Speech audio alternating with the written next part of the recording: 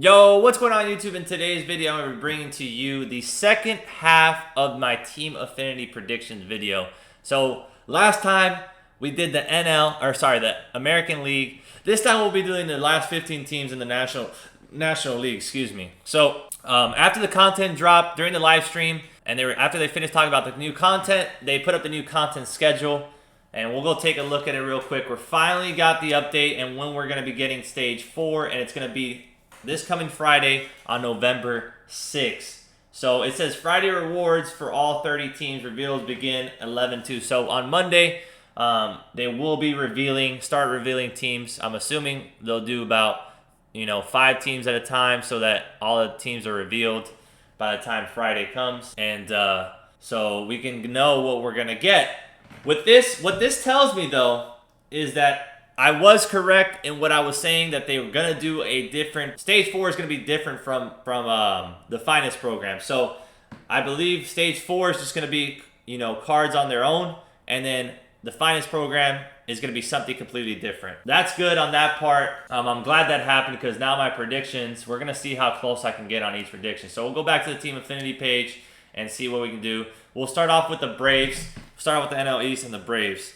Let me look at my notes real quick. I got them. So for the NL, for the Braves, the one card I can think of, and now I got 2 cards I can think of because we did see the 2019 Finest Kirby Yates get released as an event reward for the Little General event. So being that, they're bringing back even MLB 19 cards, which I thought they weren't going to do. For whatever reason, I thought they said that they were only going to bring back 17 and 18, but my thought was wrong, obviously, and they corrected my thoughts that they brought out the Kirby Yates from last year at the end of the Finest card. The Braves, now I got 2 guys. I only had one guy before. The first guy was, the one that I was thinking was a 99 overall Dale Murphy. We have not seen that card yet, and you know that he's going to get a card that's 99 overall because he did last year, and so I'm not expecting anything different. However, now that they did add the MLB Finest, I think Ronald Acuna from last year can definitely be a very, very legitimate card, and is going to be actually my top option of them going with the Braves, Ronald Acuna.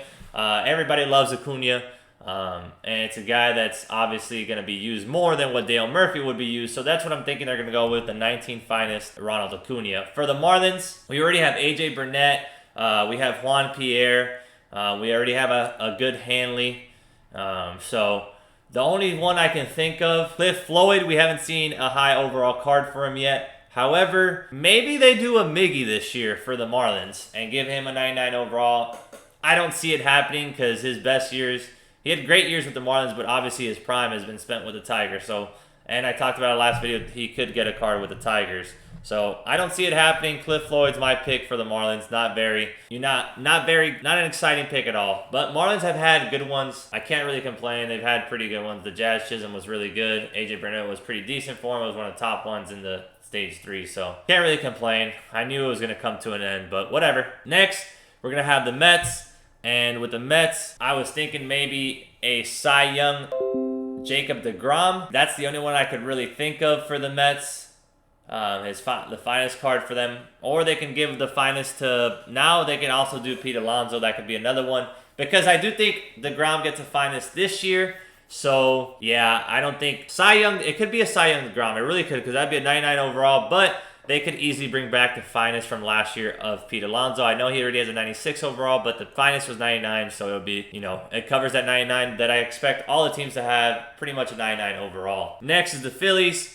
And with the Phillies, we have yet to see a Robin Roberts card. So I think this is where we get a 99 overall Robin Roberts with the Phillies. Not an exciting one for the Phillies, but that's what I see. I could be missing somebody else, but that's what I'm seeing. Maybe they bring back the Finest 99 overall JT Realmuto, but I do think Robin Roberts is the high pick. Next is Nationals. And with the Nats, I couldn't think of anyone. I'm not going to lie. I really couldn't think of anyone. I guess they can bring back the Finest for Soto now of last year. However, I think Soto gets a Finest this year. He's an absolute lock for one of the 3 outfield spots for the Finest locks. So, and honestly, this year's Soto is going to be a lot better than last year's Finest card because he destroyed left. Last year's was very, very righty heavy, hitting versus righties heavy. This year, he's going to be very balanced. Going to have crazy attributes versus both because he went absolute bonkers this season. So That's what I'm thinking. They could bring back that card, but I really don't know who else they would give a card to. I'm sorry about that one. I could not think of it. They've already got a lot of guys released, like Strasburg already has a 99. Scherzer has a 99 already. Dawson has his card already. It was stage 3. Vlad has a 99 overall already. I mean, you could give Vlad a card with the Nationals because he did play with. They could give him the signature series from last year, but he already has a 99 overall card, which is probably going to be his best card. I don't really see them giving him for the Nationals. That's the only other one I can think of. But like I said, he already has 199 overall. Unless they give him one, you know, they could give him one because it would be very different. It would be very different, have a lot more speed and than his Angels one. So who knows? Next is the Cubs. Like I was talking about in the first video, I said they could give it to Fergie Jenkins, but I opted to go with the Rangers with Fergie Jenkins because I think the Cubs, this is where we see a Cy Young Jake Arrieta. We have not seen him all year, which is very, very strange because usually he comes out early in the year, but I think this year they're going to give him attributes to make him a 99 overall. We haven't seen him at a 99 with a Cy Young year. So with that being said, the Cubs, my lock for the Cubs is Cy Young Arrieta, and that's who I'm going with. However, they could also give Bruce Sutter a card, but I think Arrieta fits the mold perfectly. Next is the Reds, and with the Reds, I was thinking Joe Morgan, but obviously he got a program. I should have known that, you know, that was going to happen. But the only other one I could think of is Adam Dunn. He hasn't had his high overall diamond card yet. I don't know if he can get to a 99 overall. Maybe they bump him up enough to get there. And maybe we see Adam Dunn here. Or they can bring back the finest Eugenio Suarez from last year. We know Eugenio went absolutely bonkers last year. So those are 2 cards.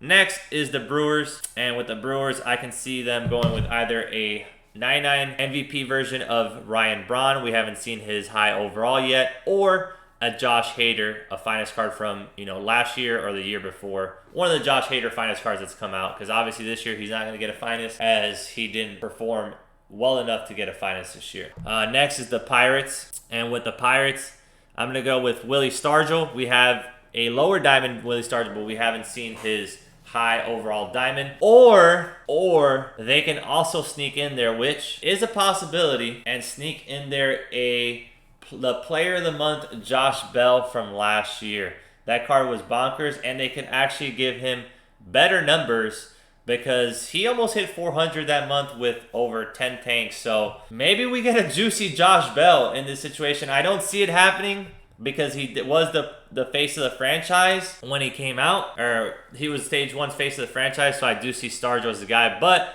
you never know. Next, I see for the Cardinals, this is a perfect spot to give Adam Wainwright a reliever card. We have not seen an Adam Wainwright reliever card since MLB 17.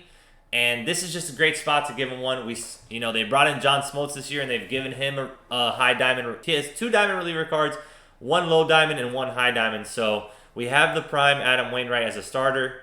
I can definitely see him get a signature series here as a reliever. Next is the Diamondbacks, and we're going to our last division. And right here, the high diamond, we already have a low diamond of him, but Luis Gonzalez. This is a card, a Silver Slugger Luis Gonzalez. The year he hit 57 tanks would be absolute bonkers. I'm telling you, his numbers were freaking disgusting.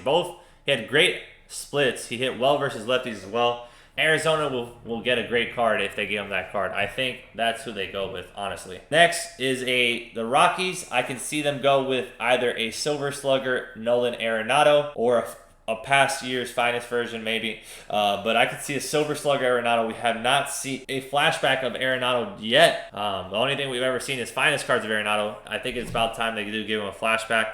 And then lastly, we can also see a Silver Slugger of Cargo. Cargo does have a lower diamond card. We know that he can also get a high diamond card because we've seen it last year with the signature series.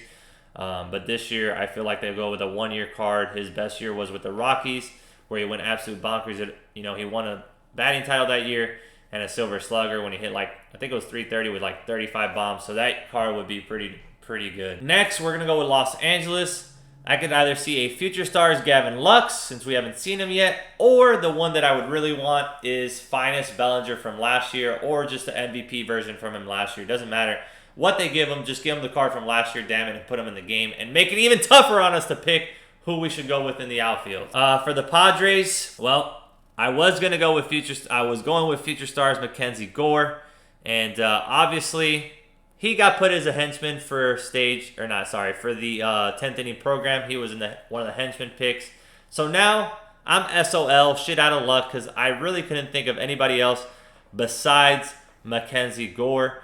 Especially now that they gave Kirby Yates his finest card, so he can't go here either. And then I don't really see them going to finest Tatis from last year. I mean, he would be a lot different than his Player of the Month card, being the fact that last year he had way better against lefties, so he would have crazy numbers versus lefties. And we could see that happen. I mean, we've seen it with Jose Ramirez. His 99 finest from MLB 18 had way better splits versus righties. And then this year they gave him the Player of the Month that has maxed out contact and power versus lefties, so way better splits versus lefties. So as long as the card is different, they won't shy away from giving that card another 99 overall. So I can see them definitely put him there for the Padres. I don't know who else, so if you guys can help me out in the comment section, I really don't know who else. I'm sorry about that. Mackenzie Gore was my lock, but obviously, the henchman pack came out. And then lastly, we're going to have the the Giants. And we're going to see either, I'd say, a Willie McCovey as the high diamond. Give him a high diamond. He already has a mid-tier diamond, but he could get a high diamond. Who knows? Or who we haven't seen yet is Monte Irvine. We haven't seen a signature series of Monte Irvine. We know he was brought into the game last year. And he did get a signature series last year, so that's the other card that I can see the Giants getting. Nothing impressive, nothing great, but that's who I could see them getting. Obviously, like I said, it is very nice to know that the Stage 4 is going to be completely different from Finest, but it is an opportunity to give cards from last year's Finest and years past Finest into Stage 4, which I love. That's why I had the gut feeling that. That's why it gave me the gut feeling that this year's Finest was not going to be Stage 4. So I'm glad to see that. But anyways, hope you guys enjoyed this predictions video. Hope some of my picks do come true, because some of these cards that I said are going to be very, very good. And, we already have endgame lineups. We already do. But, hey, why not make it more fun to give us more options and give us trouble figuring out who we're going to put in the lineup. So, hope you enjoyed the video. Make sure you hit that subscribe button, and if you haven't already, turn the notifications on. Leave a like on the video if you have any questions, leave them in the comment section below, and I'll try to answer them as quickly as possible. Also, if you haven't given me a follow on Twitch, make sure you do. My Twitch channel will be in the description below, as well as my Twitter handle, so give me a follow on both platforms if you haven't already, alright? Hope you enjoyed the video. I'll catch you on the next one. Peace.